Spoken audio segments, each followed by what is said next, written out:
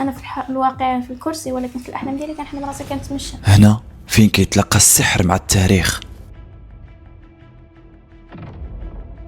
القصه ديالي بدات في 2018 في لوحة زرقاء ما عندها حدود، شفشاون، لؤلؤة الشمال اللي كتخطف العقول بهدوءها وكتسحر الأنظار بجمالها وكتحكي جدرانها قصص ديال السلام والطمأنينة. في حياة كل إنسان كاينة قصة، وفي حياة كل إنسان كاينة حكاية. ولكن مورا هاد الجمال اللي كيشوفوه كاع الناس وفي عمق الزناقي الضيقة ديال هاد المدينة كاينة حكاية أخرى، حكاية ما كتحكيهاش الألوان، كيحكيها الصمت والدموع. نتمشى على 70 رجلي ونطيح حتى واحد ما كيعديني، كنطيح بوحدي. كنت كنمشي مدرسه، يعني كنخرف على بالي كتجيني شي حاجه عاديه، ولكن مع الوقت يعني كنت كنبقى نمشي مدرسه وكنطيح خصني ضروري نشبر في شي واحد من خوتي. اللي كنت في المستوى الداخلي ما كنتش نحس بالمرض، اللي طلعت للخامس بديت نحس شويه وشويه. سبحان الله العظيم، كل إنسان عنده قصة وعنده حكاية. حكاية تقدر تكون مأساوية أو لا تقدر تكون زوينة، والدور ديالنا حنا نديو منها العبرة. اليوم حاضرين مع 3 ديال الوليدات، 2 ديال بنيتات ووليد. كانت الخطوة عندهم عادية واليوم ولا المشي بالنسبة لهم حلم بعيد بسبب الشلل المفاجئ. خطف منهم الحركة وخطف منهم الابتسامة ديالهم. راه جيت حتى للشاون، ماشي غير جيت وصافي، باش نتعرفوا على 3 ديال الوليدات ما شاء الله. في هاد القصة ما غاديش نشوفوا غير الزرقية ديال الشاون، بل غادي نغوصوا في عمق معاناة صامتة ونقلبوا على الأمل من وسط الألم.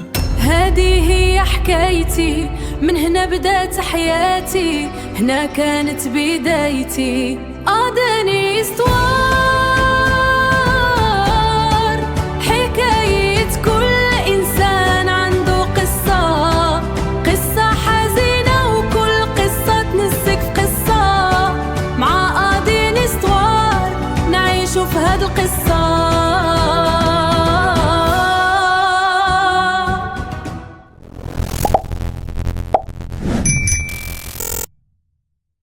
سبحان الله العظيم، هذه البقعه الصغيره عاطيه واحد الجماليه اللي كتخلي بنادم يجي لها من مختلف الدول. بزاف ديال الجنسيات كاينين هنا، وفي نفس الوقت كما عاطيه الجماليه هذه كاين مأساويات عايشين هنا، كاين ناس مخصوصين هنا، كاين ناس محتاجين بزاف ديال الحوايج، محتاجين المساعده ديالنا. داكشي علاش حنايا غادي نديروا ما في الجهد ديالنا باش نوصلوا الصوت لهاد الناس، وغنفرح بزاف الا الصوت هاد الناس وصل وتحقق الحلم ديالهم ولاو كيتمشوا على رجليهم، حتى هما يوليو كيلعبوا ويوليو كيتسارعوا على رجليهم ويوليو كيمشيو يهزوا كاس ديال من راسهم بلا اي مساعده. شحال صعيبة تكون عايش في مدينة كيجيو ليها الناس من كاع العالم غير باش يتصوروا ويتمشاو في زناقها، وفي نفس الوقت يكونوا عندك ولادك عاجزين يديروا حتى خطوة بين زناقي هاد المدينة.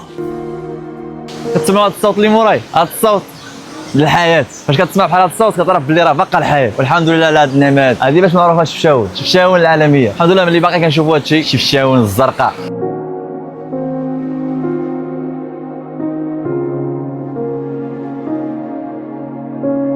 باش معروفين الناس ديال الشاون، معروفين بالكرم والله العظيم. تحيه كبيره للناس ديال الشاون. اشوف عندك تعيش، ما عندكش غتعيش، كيما مشيتي غتعيش. كلمه الشكر قليله، دابا واخا تبغي تشكر في هاد الناس راه كلمه الشكر قليله، ولكن اللي بغيت نوصل للناس اللي كيتفرجوا فيا بحال هاد الناس هادو اللي كيبيعوا اللتين هنايا وداكشي، تهلاو فيهم والله العظيم، يستاهلوا كل الخير.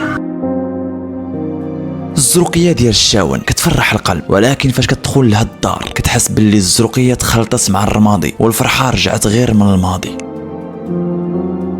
سبحان الله العظيم، كل انسان عنده قصه وعنده حكايه، وهذه القصه كيشوف راسو فيها باللي الله ابتلاه غير هو، ما ابتلاش العالم كامل. وهي في الواقع باللي راه ربي كيبتلي العباد ديالو كاملين. اي انسان راه مبتلي وعنده مشاكله وعنده عوائقه الخاصه، عنده نقص خاص، والحمد لله كاين اللي كيرضى بالمكتب ديال الله عز وجل وكاين اللي ما كيرضاش. داكشي علاش اليوم شفت واحد 3 ديال الوليدات عجبوني الصراحه، عجبوني في الصبر ديالهم، عجبوني الكاركتير ديالهم اللي بزاف ديال الناس يقدروا يديوهم قدوه. واليوم غنتعرفوا عليهم، غنتعرفوا على الشجاعه ديالهم، وغنتعرفوا على حتى المواهب ديالهم. هنا في الشاون طبيعة كتبتسم، ولكن وسط هاد الحيوط القدر كتب قصة أخرى، قصة دموع صامتة ما كيسمعها حتى حد.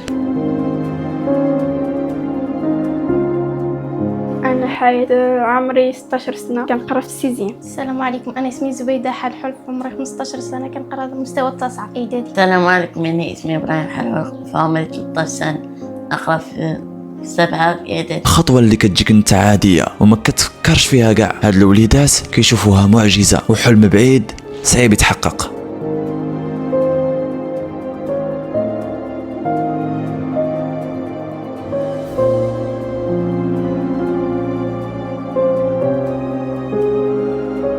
القصه ديالي بدات في 2018. القصه ما بداتش من هنايا وباقا ما سالتش هنايا، غنتعرفوا عليهم بواحد بواحد وكيفاش بدا هادشي.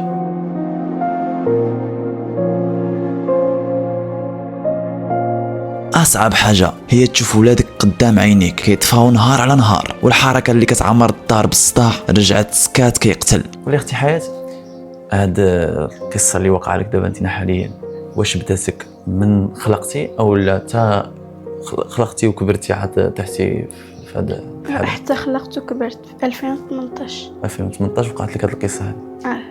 اه واش جاتك تدريجيا او لا تحسي في دقه واحده؟ لا تدريجيا، كل عام كنا نختار شي حاجه ولا ما نقدرش نلقى شي حاجه. في 2018 كنت نمشي على 7 رجلي. يعني بدات من رجلك لتحت مره؟ كنت نمشي على 70. كنت نطلع في الدروج اللي يجوني صعيبين، ملي كنت كنهبط كيجوني ساهلين. الدروج الكبار ما نقدرش نطلع له، خديت شي واحد يعاونني. في 2019 كنت نقرا في الثالث، نتمشى على 70 رجلي ونطيح حتى واحد ما كيعديني، كنطيح بوحدي. العقبات ملي كنت نطلع لهم كيجوني صعيبين، خصني نشبر فيه شي واحد. في الرابع زادت الحاله حتى ما بقيتش هكا نقدر نتمشى بحال الاول. صافي بديت نعيد تقيله في الحركه ديالي. في الخامس نطيح بزاف وما نقدرش نتحكم في رجلي، يعني كل دقيقه نطيح وما نقدرش نتمشى، خصني يشبر فيا شي واحد.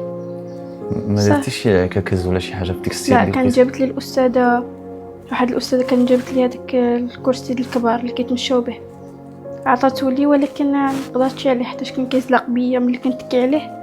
صافي ما رديتو لا ولا ما عرفتش واش خليتو عندي. خليتو عندي من بعد هي عاود جابت لي الكرسي اخر دروايد. صافي من هذيك الساعه وانا كنعمل الكرسي. الحاله ديالك انت واش تشخصت شنو السبب ديالها الرئيسي او لا لحد الان باقي ما لا، كنت عملت تحاليل بزاف الحوايج في السبيطار سفلان ولكن ما كاينش يعني السبب الرئيسي. ما كاينش شي واحد اللي مختص انه يعرف لك السبب الرئيسي اللي عندك؟ لا والو. ودابا حاليا عرفت باللي حتى يدك ما كتقدرش تعلم. يدي ما كنقدرش نطلعها. شنو السبب؟ واش هو من نفس المرض او لا عنده شي سبب اخر؟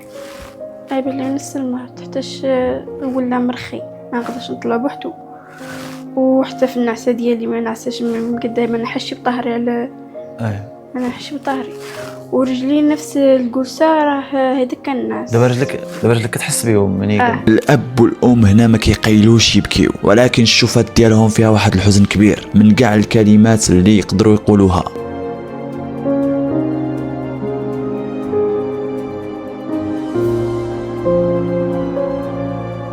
قول لي اختي زبيده، هذا المرض واش انت بحال خوتك جاك معطل او لا تزاديتي به هكا؟ بحال خوتي. شمن سنه جاك هذا المرض؟ 2020. 2020. شحال في عمرك ديك الساعه؟ 10 سنين. هذا المرض جاك تدريجيا ولا طيحك في دقه واحده يعني؟ تدريجيا. كيفاش جاك؟ يعني كيبداني من البنان كنبقى. واش كنتي كتعيا واش كنتي في الاول كتعيا ولا؟ ما عندنا كنبدا نخلف، كل ما كنخلف على بنات كل ما كنطيح. واخا تشرح لي كيفاش يعني بدك من الزيرو؟ كنت كنمشي مدرسه، يعني كنخلف على البنات كتجيني شي حاجه عاديه، ولكن مع الوقت يعني كنت كنبقى نمشي مدرسه وكنطيح خصني ضروري نشبر شي واحد من خوتي. اوكي. كيفاش واش كتمشي على البنان واش تحت الرجل ديالك كان كيحرقك؟ ما كتقدرش تسطم عليه؟ كتحس بالحريق او لا غير ما كنسطمش عليه وصافي، كنحس بالحريق اذا سطمت عليه. هي دابا قلت ما كنحطش رجلي على الارض دابا حاليا.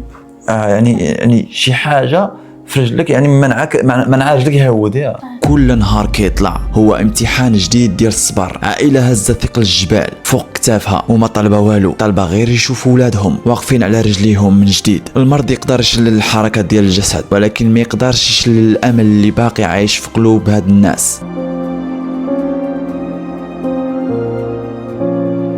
سي ابراهيم، تبارك الله عليك سي ابراهيم.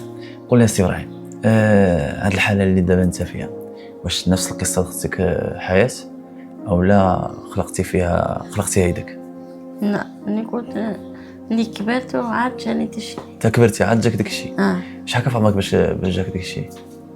12 سنه. 12 سنه. دابا شحال في عمرك دابا؟ 13 سنه. دابا عام باش جاك هادشي هذا. فاش كنتي غتقرا؟ خامس. كنتي غتقرا في الخامس. واش هادشي جاك تدريجيا ولا طحتي؟ تدريجيا. كيفاش جاك داكشي؟ يعني اللي كنت في المستوى الآخرين ما كنت نحس بالمرض. اللي طلعت للخامس بديت نحس شويه وشويه. واش كتحس بالعيا ولا كيحرقوك؟ لا كنت نحس بالعيا. بالعيا وصافي، يعني ما كتقدرش تكمل الخطوات ديالك، ما كتقدرش تمشي مسافه بعيده، ما كتقدرش تمشى بزاف. واش كنتي كطيح ولا كنتي كتعيا وصافي؟ كنت نعيا.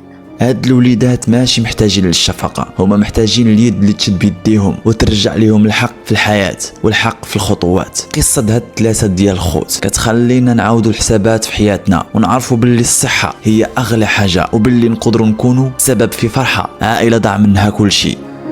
كيف ما شفتوا معايا الاخوان باللي القصه راه ما بداتش معاهم من الزيرو. يعني هاد الوليدات كانوا كيتمشاو على رجليهم ودازوا واحد المده من الزمن وفقدوا رجلين ديالهم، ولحد الان ما عارفينش السبب ديال هذا الحديث اللي وقع لهم. جاهم تدريجيا، كاين اللي جاتو في 2018 وكاين اللي جاتو في 2020 وكاين اللي جاتو في 2024. دابا المشكل في كاين ما عارفينش السبب لهذا المرض هذا، ما خلاو فين مشى عند الاطباء، ما خلاو فين دازوا، ولكن لحد الان باقي ما عرفوش شنو عندهم. وكيف ما قالوا الاخوان كاملين بانهم ملي بدا يجيهم هذا المرض كانوا كيتمشاو غير على البنان رجليهم، يعني شي حاجه منعاهم انهم يسطموا على الرجل ديالهم كامل. والحاجه اللي عجباني في هاد الوليدات هادو انهم ما فاقدينش الامل ديالهم، وعندهم كل واحده فيهم وكل واحد فيهم عنده واحد الموهبه اللي نادره صراحه. هما تبارك الله كيقراو، يعني ماشي من ديك النوع اللي كسول، عنده طموح في الحياه، النوع د بنادم اللي باغي يوصل في الحياه. داكشي علاش الاخوان حنا ما بغيناش نشوفوا هاد الوليدات لا طير يطير ولا بشر يسير ولا اذن سمعت ولا عين رأت. بغينا الناس المسؤولين الكبار يشوفوا من الحاله د الوليدات هاد. ما كرهناش سيدنا انه يتكلم بهاد الوليدات هاد، يعرفوا غير شنو عندهم، يعرفوا غير مالهم، باش ما يبقاش ديك السؤال كيدور لهم في راسهم كل نهار. والديهم ولا الاخوان ديالهم اللي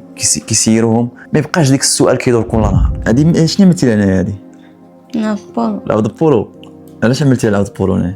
هذا الجناح ديالها ما كاش يدور، هذا استعمل على خيم وقت لها.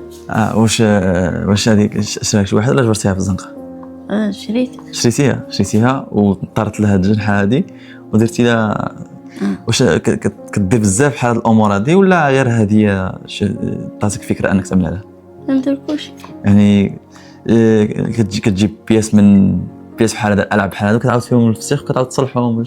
تبارك الله. كيجي بياس تقدر تكون مخسره كيبقى يخربق فيها ويعدل. اميريتا شكون اللي ديجا قرا الكتاب ديال الارض زيكولا والجزء الثاني هذايا الجزء الثاني ديال الارض زيكولا اميريتا. الموهبه ديال قراءه الكتب احسن موهبه هي القرايه ديال الكتب. كتلقى الانسان اللي كيقرا الكتب عنده واحد العقل تبارك الله ما شاء الله، العقل مفتح العقل عامر. كيفاش تبليتي بالقرايه الكتب؟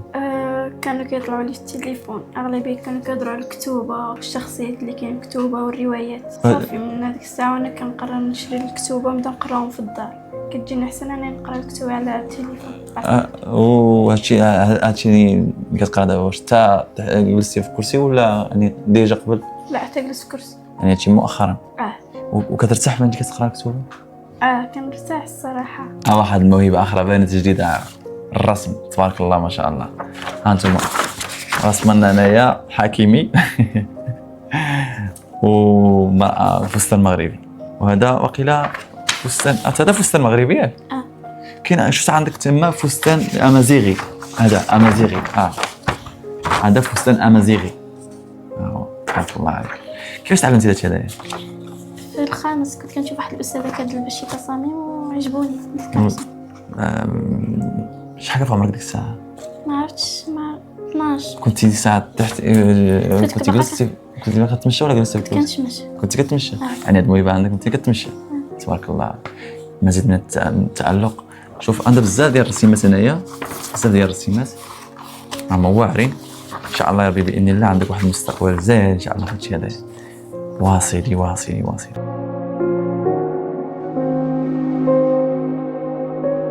كل نهار كينعسوا على امل اللي غيجي واحد النهار وغادي يوليو يتمشاو على رجليهم، وهذا الامل هو عند الله عز وجل. ولكن حنا كمغاربه وكمسلمين ولا درنا يد في يد، راه بزاف ديال الناس بحال زبيده، بزاف ديال الناس بحال ابراهيم، وبزاف ديال الناس بحال حياه، وما كيقدروش يوصلوا لهم الصوت ديالهم. وحنا كاخوه وكمغاربه باغي نوصلوا الصوت هاد الوليدات. حسبوهم خوتكم، حسبوهم ولادكم. الا ما قدرتي دير والو بارطاجي غير الفيديو. حنا راضيين بقدر الله وعندنا الثقه في الله، يجي واحد النهار وتعجلوا فيه. والحمد لله هنايا في بلادنا راه باقي الخير. وزاره التعاون الوطني راه تكلفلت لهم الحمد لله بالكراسه المتحركه كتمشي بالالكتريك، كتعاونهم بزاف. ولكن هادشي هذا راه ما كافيش، هادشي هذا ما كافيش. تخيلوا معايا انتم انسان كان كيتمشى على رجلو في واحد الفتره من الزمن وجلس في كرسي متحرك، حط راسك في بلاصتو غادي تجيك صعيبه. غير باش تبغي غير كاس د الماء راه خصك اللي يجيبولك، تبغي غير ديري شي حاجه خص اللي يجيبها لك. هاد الوليدات مساكن عندهم طلب واحد، الطلب ديالنا الوحيد هو الصوت ديالنا يوصل لجلالة الملك الله ينصرو ويشافيه، حيت هو الوحيد اللي قادر يتكفل بالحاله ديالنا، حيت هو الوحيد اللي قادر يتكفل بالحاله ديالنا. بغينا هاد القصه توصل لسيدنا الله ينصرو والله يشافيه مسكين. بغينا نقولوا لك حنا ولادك، من غير الله وانت ما عندنا حد في هذه الدنيا. عارفين الا دقنا على بابك ما غتردناش، الامل ديالنا بين يديك. الله ينصرك والله يشافيك لينا يا ربي. حياتي كاع خوتي المغاربه الحرار، هادو كاع المعلومات ديالهم، هذه النمره اللي تقدروا تقدموا يد المساعده ليهم، وهذا حساب البنكي ديالهم. ماشي مهم شحال تقدر تعطي، المهم تعاون وتشارك. الدال على الخير كفاعله. عنده